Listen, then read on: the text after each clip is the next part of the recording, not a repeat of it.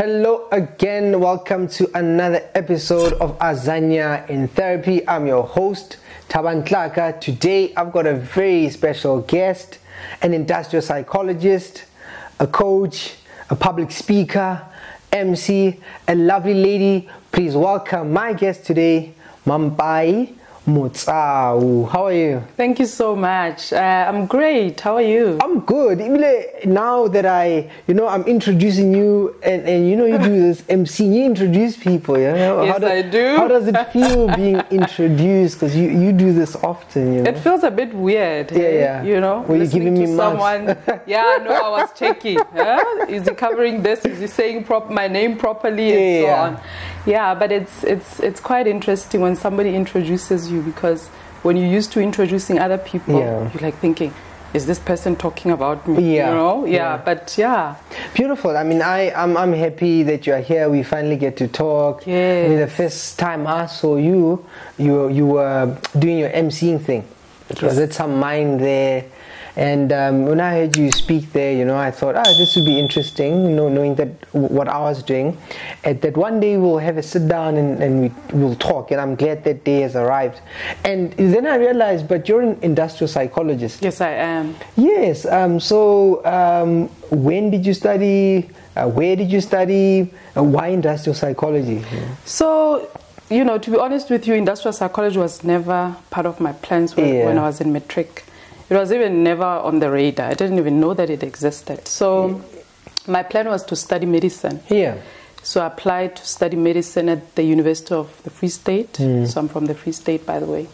And I think we had to pay like 400 rands to... Application? No, to just confirm your space, because they only took a limited number of students. Yeah. And I remember telling my dad that this is not what I want. I think due to a lack of career guidance, one didn't know which options you had.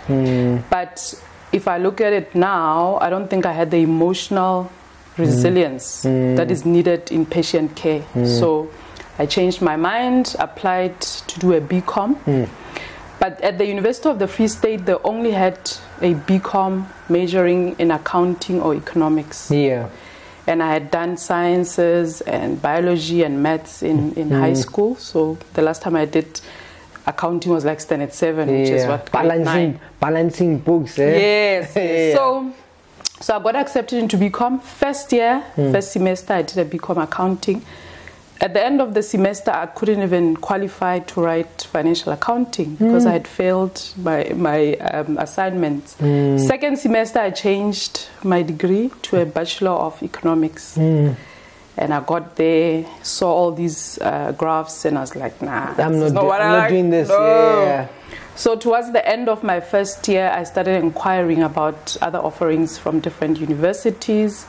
And then the University of Pretoria had a BCom degree with different majors, so you could major in human resources and marketing, IT, etc. And the lovely thing was that you only had to do accounting 1. Yeah. And they also had like a bridging course that you could do parallel to accounting 1, just to help in terms of bridging the gap for those students who never had accounting in matric. Yeah. So I ended up in BCom Human Resources, and I got exposed to industrial psychology. You're like, I like this. Yeah, and I think I found human behavior quite fascinating. Yeah. The complexity of it, diversity of thoughts, how people behave, why people do what they do. And I think the biggest fascination was also to realize that there's so much potential for change in human behavior. Yeah. Especially when you start going through a very focused and structured personal development journey. Yeah. Very interesting. I mean, focused and personalized developmental journey, right? Yeah. And so you're typically in a week, as an industrial psychologist, what are you dealing with? What are you focusing on? So I have been an HR professional for 20 years. So in the last 3 years, I transitioned from human resources to strategy and business transformation. So I'm focusing more on business transformation, and business transformation has different legs to it. So there's a systems part, the digital kind of changes and improvements. there's the processes, and then there's the people transformation piece, which is where I've been for the past 3 years. Yeah. So what I've been doing is I've been revamping our leadership framework. So our business went through a transition where our strategy changed from us only being a one commodity business and moving into a diversified mining company. So that obviously comes with requirements for new skills, requirements for new capabilities, requirements for new mindsets. So the journey that I've been driving so far is a people transformation journey that takes people through a journey of shifting those mindsets that we used to have in the olden days and moving into a space where we start cultivating new mindsets that are now required for the new direction that we're going into as a business. No, interesting stuff that you're working on. So you mentioned, I had two thoughts. One, right, you said mind. Yes. Then I thought, does your gender come into play, when you are business, trying to work with mindsets? Is there gender stuff that you pick up or not really? You just adjusting well and doing your thing? I think I'm adjusting well. Well, this is not the first mining company that I work for, by the way. So my career started off in platinum mining. So I was in Rustenburg for about 3 years as a graduate trainee. So I'd say the mining industry is something that I'm familiar with. Yes. I think when I started my career, it was quite shocking because there were few females, and I was placed at a shaft. Hey. And I had to change my dress code, start wearing jeans, talent. Exactly. And then when you come from university, I'm an honors degree graduate. I think I've arrived. There I am with my 2 pieces and my heels, and then I get to a shaft and these men are just drooling, and I'm like, what's going on here? Yeah, exactly. So being in the mining industry is something that I'm familiar with. And I think human behavior is human behavior, whether you're male or female, and mindsets that limit people's potentials are real. Irrespective of your gender. So and the other thought I had was when you spoke about mindsets, I thought, right, because we have different generations coming into the workforce, right, and so your millennials, Generation X, and do you observe that the newer the people who are coming into mining now, are they coping with how things are, or with the new direction you are taking? How are you finding that different generations cope with different ways of thinking? Yeah, I think it obviously differs. Your younger generations that are more, they will love to explore, they want to try new things, they don't want to do things the same way that has been done over the years. But the focus for our journey was more on the outward and the inward mindset, which is universal to anybody. So mindset, maybe let me just take a step back and just explain what it is. We all come from different backgrounds. We've been conditioned in different ways. We've been made to believe certain things about ourselves. So mindsets are really those mental lenses and mental models through which we view ourselves, other people, the world, challenges, opportunities, etc., etc.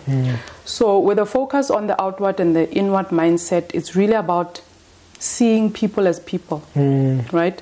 So when you start being more outward, you start even taking into account the needs, challenges, and objectives of other people. So it's not just about you and what you are trying to drive, but understanding that even when you deliver certain results, it's not just your results. We are a collective. We're all working towards the same goal. And by virtue of me seeing you as a person with your own needs and challenges helps in terms of reframing my thinking around how I lead people, my thinking around how I interact with people, and generally how I handle people in the work environment. And then of course there are different other types of mindsets, like your growth and your fixed. With fixed mindsets, people think that your abilities are fixed, you can't change. And then you have a growth mindset where you know that if I develop myself, if I try out new things, my abilities, I can change and I can grow. And then you have those open and then closed mindsets where people are not open to new things and so on. So there's different types of mindsets, but the ones that we've been focusing on as part of our journey was the outward mindset, the growth mindset, as well as the open mindset. Yeah. Summoned by greater and lesser pleasures, a man decides daily between dirt and treasure. The vigilant ones only stand to fall, but brave are they that meet the core fight. Persistently superior and lesser loves whisper, but safe are they that recognize danger. Victorious is the man who learns to master fire, so learn, dear sir, learn to stand for truth in fire.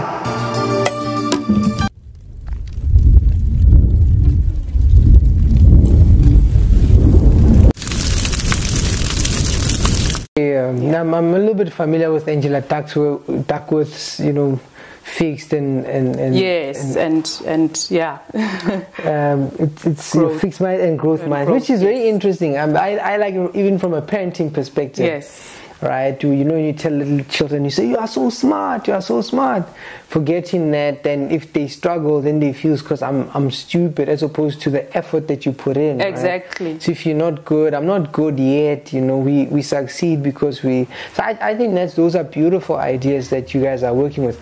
That's what I actually wanted to talk about. Sorry. Yeah. The growth mindset, very simple exercise. Yeah. Where I always say to people, just write down 1 or 2 things that you can't do. Yeah. So for me, I can't bake and I can't swim. Yeah. You just write them as those 2 statements. Yeah. But when you start adding the word yet, it just at the end it changes how it feels. Beautiful. I can't swim yet. Yeah. So I can't swim now. Yeah. But I'm still gonna get to a point where I am able to swim. It's just that it's not happening now, but it's still coming. So it obviously just changes slightly how you view yourself as well in your ability or the potential for you to be able to swim.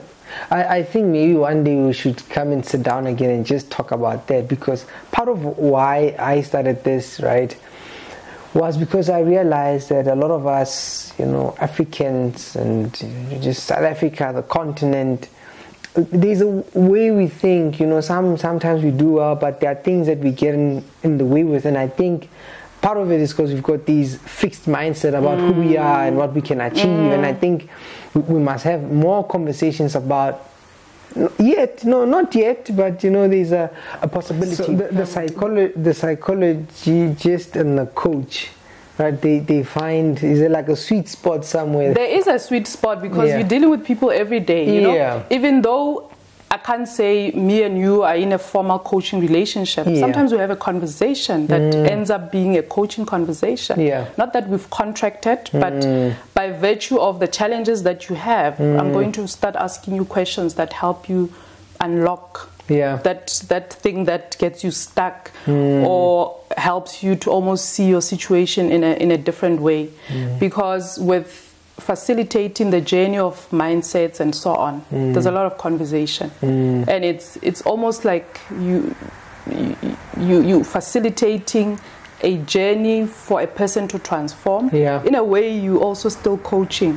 Although you don't call it that, but the fact that you're having this conversation that helps people become self-aware and get them to a point where they actually get unstuck in their ways is still part of coaching. And the people you coach, what kinds of people are you generally coaching? Because I know of people like they'll focus on maybe corporate people, they'll focus on business people, they'll focus on women. Do you have a preference, or is there a particular group you're working with? I don't have a preference, right? People are your preference. So people are my passion. So I don't have a preference. And I think as a coach, you're also not a subject matter expert. So you're not coaching people from a technical perspective. You're coaching them, taking them through a structured journey that helps them in terms of reaching their goals, right? So it could be anybody in finance, it could be people in business, it could be executives, anybody, who requires coaching. But one thing that's interesting is that there's a common thread. If I look at my career and the kind of conversations that I've been having with people over the years, because I've been in human resources, I've always had a passion for talent management and unleashing people's potentials. So people will come and talk, this is what I'm trying to... even people that you admire, there's this thing that is a common thread where people feel that they're not good enough. This feeling of not being good enough is what is holding a lot of people back. So it's not about, I don't have a preference that I'm only going to coach women or I'm only going to coach business people, but the preference is helping people just feel that they're enough. Yeah. I mean, I can see that. I can see, because a lot of people struggle with that. Like people just struggle, and that's why people don't start things, because in their mind it has to. It's like there's this ideal thing, this ideal person they must first be to do. Yes. Yeah. So that makes sense to me, right? And now, not only do you listen to people and ask them questions to unlock, but you also do public speaking. Yes, I do. And so, what do you often, what do you often talk about, and what do you? So, I talk about leadership. I love leadership, and particularly self-leadership. Yeah. Because I believe that, to be a great leader, you need to lead yourself first. So, I talk about self-leadership. I talk about employee engagement, which is something that I'm also passionate about. I talk about transformation, human transformation, and how do you humanize transformation for sustainable growth, because I think we're growing as a world, things are changing, etc. So while you're going through these transitions, how do you humanize that transformation for people to take them along and so on? So those are some of the topics that tickle my fancy. However, there's other exciting topics that I like. So self-belief is something that I love, as well as just this notion of trusting yourself and understanding that you have the ability and the power to create your own reality. So I think so far my speaking assignments has really been topics that have been handpicked for the type of organizations that I work for. As an independent person, self-leadership, self-belief, and just the mindset piece, those are the three topics that I love. Maybe it's a good point then to talk about then confidence, right? Then I'll maybe link it with imposter syndrome, because there's a lot of talk about that, right?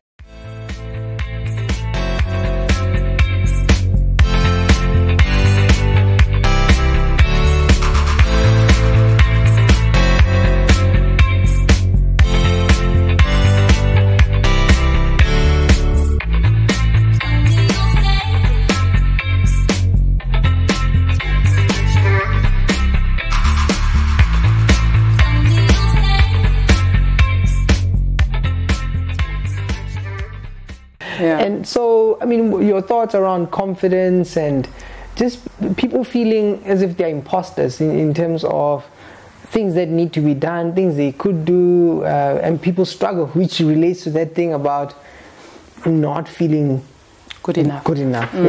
Okay, so maybe let's talk confidence first. And I think maybe three things just come to mind when we talk about confidence. What does it look like to be confident? What does it mean? I think for me, firstly, it's authenticity. So showing up as your real self with your strengths, your flaws, and your everything. So I remember I said to one of my coaches, it's about showing up and saying, hello world, here I am, this is who I am, and take me or leave me.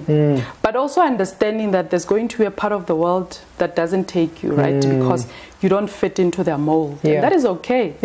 There'll be a part of the world that loves you the way you are and accepts you the way you are. Some of them are not going to get enough of you. But then there's also a part in the middle, a population in the middle that's going to be indifferent, whether you exist or you don't. It doesn't. But it's about getting to a point where you do not trade authenticity for approval, which is something that I think people struggle with, because we're all looking for approval, but you need to just show up as yourself, and people will either take you or leave you, but being true to yourself and showing up as yourself is a key thing as far as self-confidence is concerned. The second thing for me is being compassionate, self-compassion and self-acceptance is very key, you know. So the kind of compassion that you show other people, show that to yourself. Just be kind to yourself. I think we're not kind to ourselves. Yeah. We are overly critical of ourselves, Yeah. you know. Always criticizing things. We don't accept our mistakes, etc. Yeah. And just self-acceptance. Accept yourself for who you are. If you understand that you're almost a piece of a puzzle. Yeah. You know, in a puzzle, every piece has its own gap that it must fit. Yeah. Some of them look almost similar, but there's going to be a very small thing that and it makes just doesn't fit properly. Does not fit. Just yes. right. Yeah. So just understanding that you are this unique piece of a puzzle and you are here to close a particular gap that is your gap is a great thing. So that also helps you in terms of knowing that your uniqueness is what is needed in the bigger context of life. And I think the third thing is really just trusting yourself and your abilities. Understanding that you have so much potential that we sometimes don't tap into. We are so comfortable doing what we feel comfortable to do. We never step out of our comfort zones. So this thing of wanting to always wait for the right moment or the perfect timing. There's no perfect time. No such. So you just have to have the courage to take the first step, and that will also sort of reinforce the positive beliefs that I can actually do this thing. But you need that courage to take the first step. That's on the confidence side. Imposter syndrome, Well, before we get to the imposter, when you were saying that, you know, I was just thinking that, you know, when you say people, part of it is that you have to be authentic. I think there's this programming, you know, we grow up being programmed, being told things, we internalize those things, where we want to be like other people, like, or we get this message that it's not acceptable to be myself. And so if you say you have to be authentic, part of it means you have to also accept that I don't fit in because you say that there will be people who are, you know, they have a preference, this is what they would like, but to also accept that, hey, I might not be everybody's cup of tea. And to be okay with that. Where I don't think a lot of people are okay with that. It's like we have some sort of wish that everybody's supposed to like you or understand you, but that's not how. That's not possible. That's not how life works, you know. And I think what is also important is that while you want to be accepted, you need to understand that you can't be accepted by everybody, right? And showing up as yourself means that you've also accepted who you are, right? I always say it's good to get feedback from other people. It's good to be approved by people. It's good to be affirmed by people. But you need to affirm yourself first. Because if that external validation and affirmation doesn't come, then it destroys your self-confidence. Because then you start feeling less of, right? So showing up as yourself is the best thing that you can do for yourself. And whether people like you or they don't like you, that's okay. I think there's something that I read somewhere that says coffee never apologizes for not being tea. So if you are coffee, you are coffee. Some people are going to love coffee and other people are going to love tea. But it's just be comfortable with who you are. And I think it also goes back to the mindset piece that we spoke about, where we get conditioned that this is how you must be, this is how you must behave. And the biggest danger is also that when you start comparing yourself with other people, then you're basically insulting yourself. Because you can look up to people, you can learn from them, but the comparison is what can damage your confidence as well. And speaking of damage, the other point that you touched on there was this just forgiving yourself, you know. And I mean, as a psychologist working with people going through difficulty, one of the things that's very apparent is how people will take like a mistake, and then they take that mistake and then they color their entire life with it. You know, I went through this thing, I did this thing, therefore my life will be like this.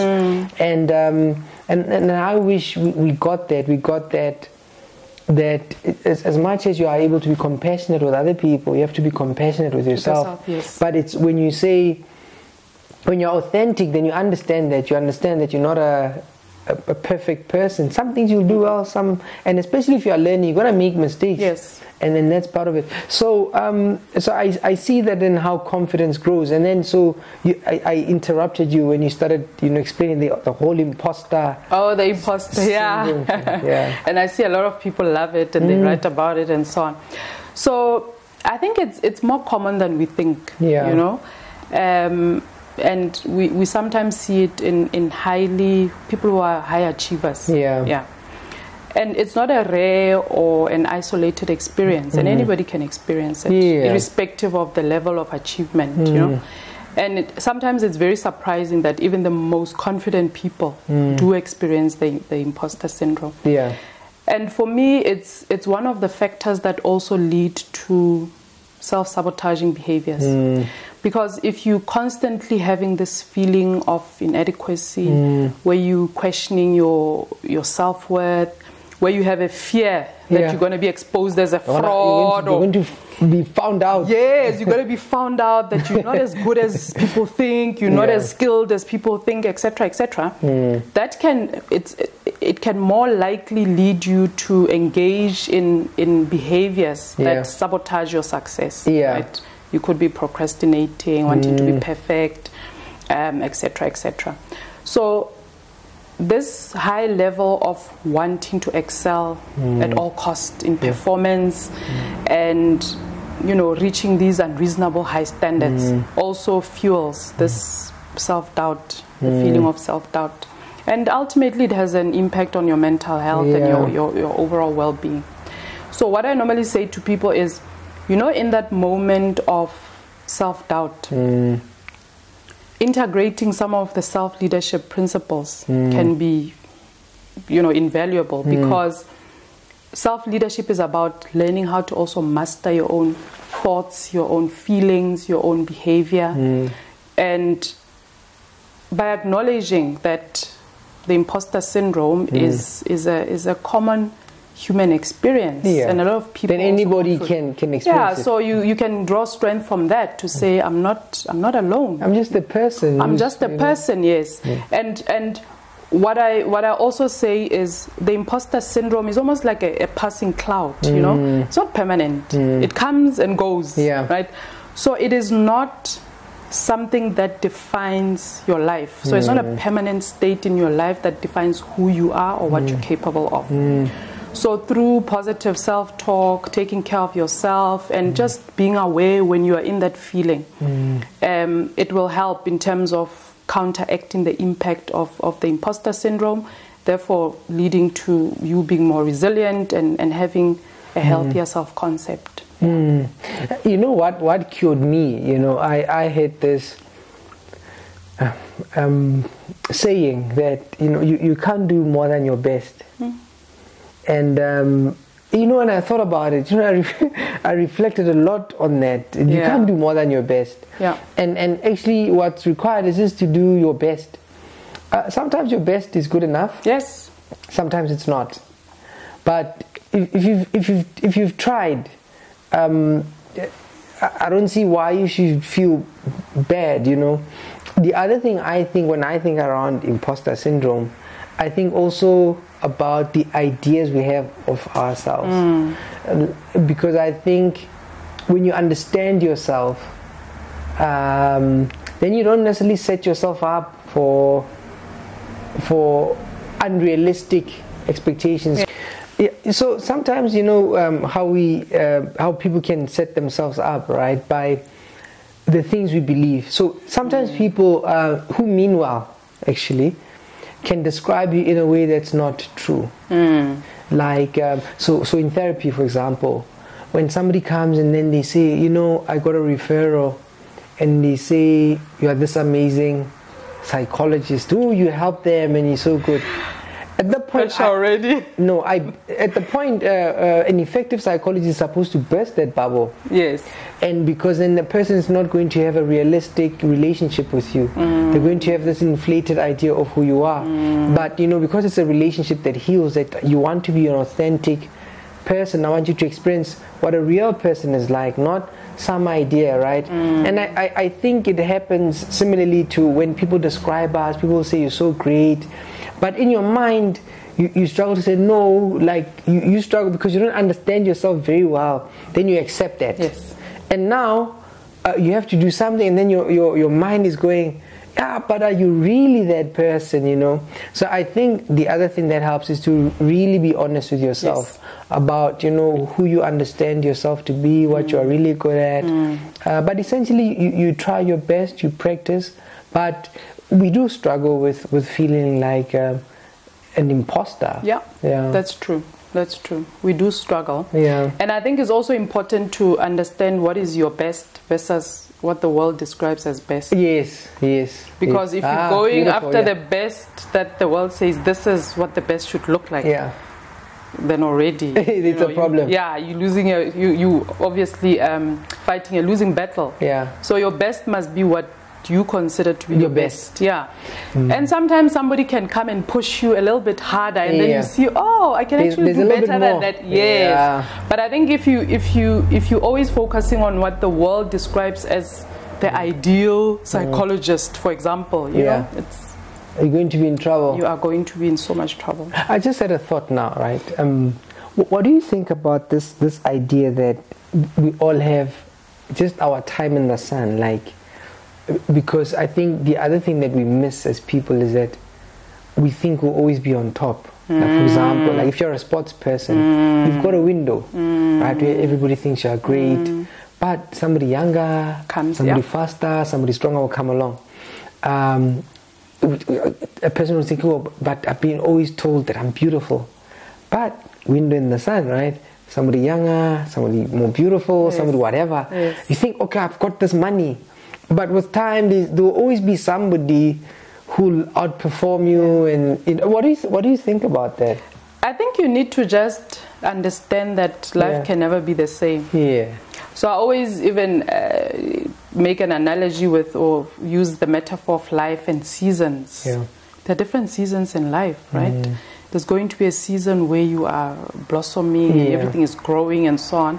And there's going to be a season where you just stabilize and things are just okay. And there's going to be a season where you decline. So I think if one just also understands that the journey of life is almost like changes in seasons. Yeah.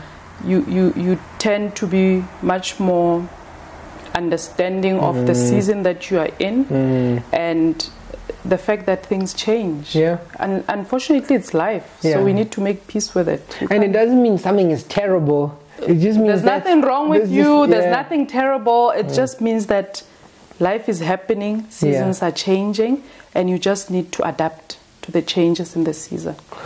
Wonderful. Without losing yourself. Yes. Yeah. Maybe some closing comments, right? I mean, anything anything else to comment around,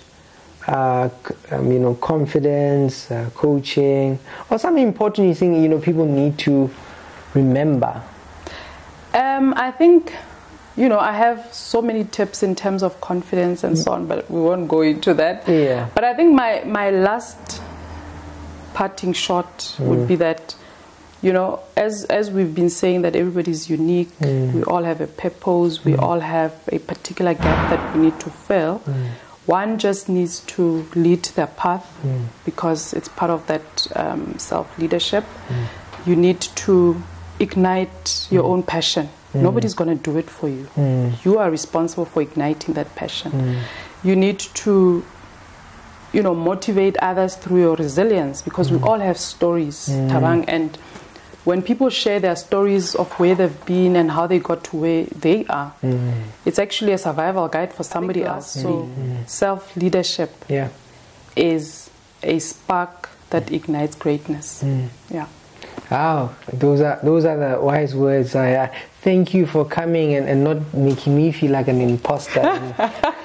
I saw you on stage. I said, one day we'll sit down, and here you are. You know, thank you very much, and very beautiful insights. Thank you so much. Thanks for the opportunity, and I'm glad that we can finally, you know, we finally got an opportunity to sit, because we've been threatening to sit for almost a year now. Finally. But thank you so much for your time.